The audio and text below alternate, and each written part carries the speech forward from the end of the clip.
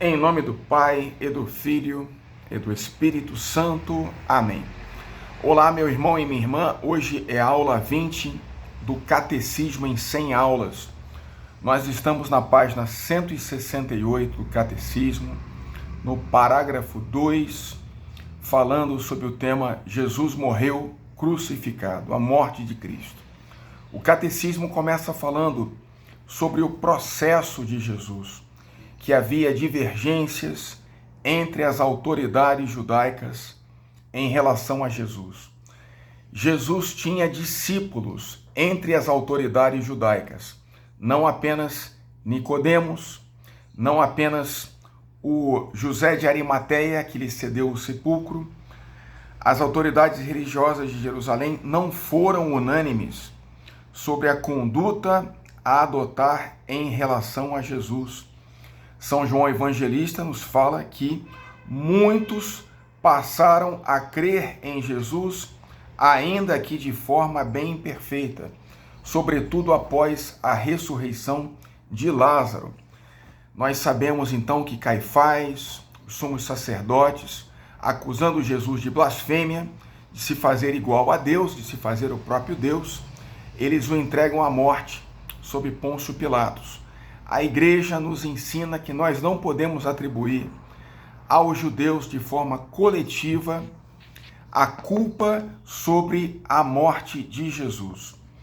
O próprio Jesus, diz o Catecismo, ao perdoar na cruz, e São Pedro depois dele, reconheceram a ignorância dos judeus de Jerusalém e até dos seus chefes. Por isso a igreja declarou no Concílio Vaticano II, aquilo que aconteceu na paixão de Cristo não pode indistintamente ser imputado a todos os judeus que viviam então e nem os de hoje. Os judeus não devem ser apresentados nem como condenados por Deus, nem como amaldiçoados, como se isso decorresse das Sagradas Escrituras.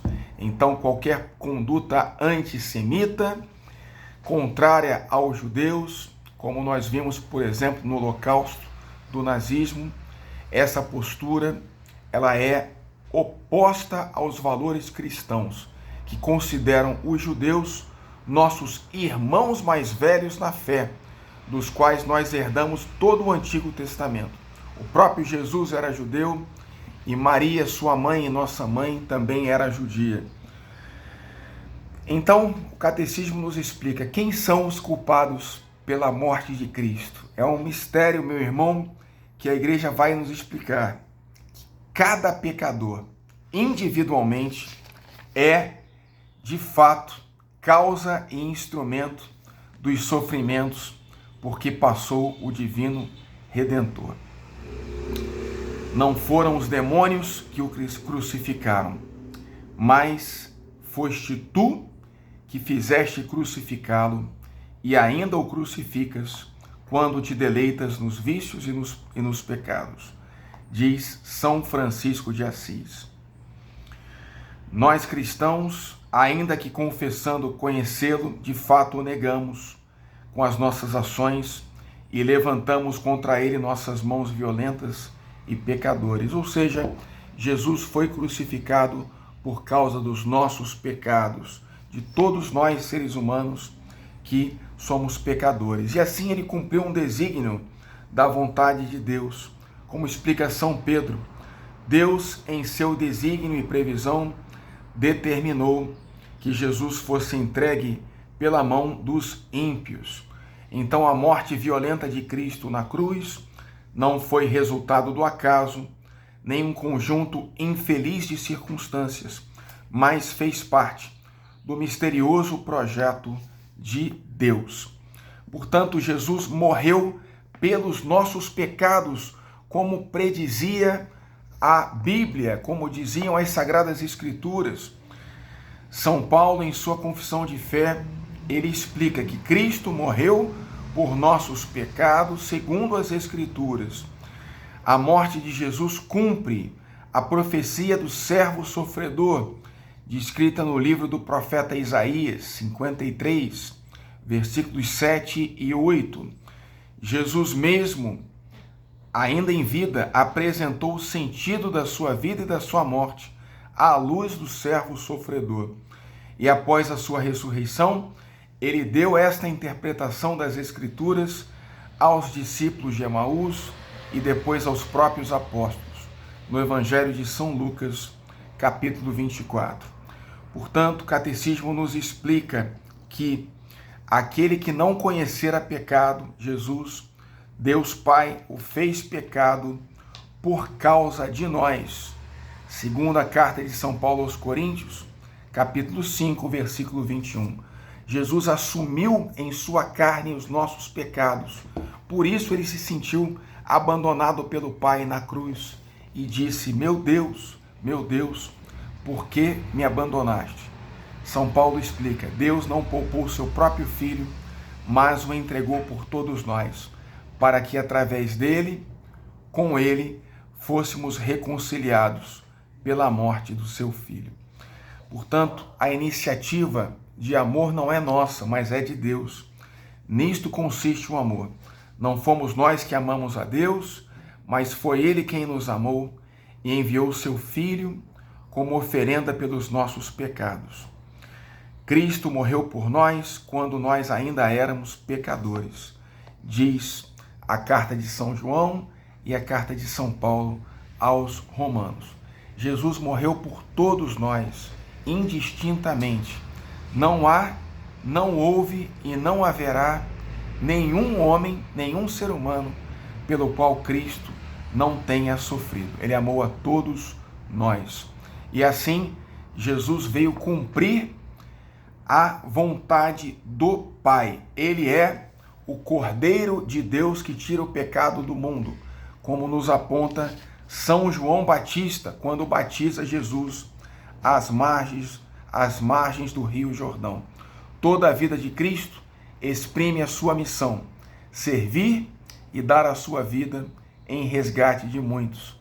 Como diz São João Evangelista, no capítulo 15, versículo 13, ninguém tem amor maior do que aquele que dá a vida por seus amigos.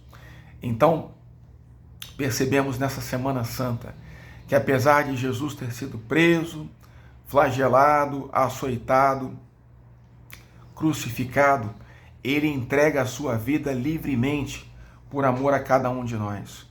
Como diz o Evangelho de São João: ninguém me tira a vida, mas eu a dou por própria vontade. E Jesus, ele declarou justamente isso na última ceia, na Quinta-feira Santa, quando ele, na noite em que ia ser entregue, antecipou a sua paixão e nos legou um memorial da sua paixão na Eucaristia, na Santa Missa. Quinta-feira é o dia da instituição da Eucaristia, é o dia da instituição do sacerdócio. Jesus diz: isto é o meu corpo, que é dado por vós.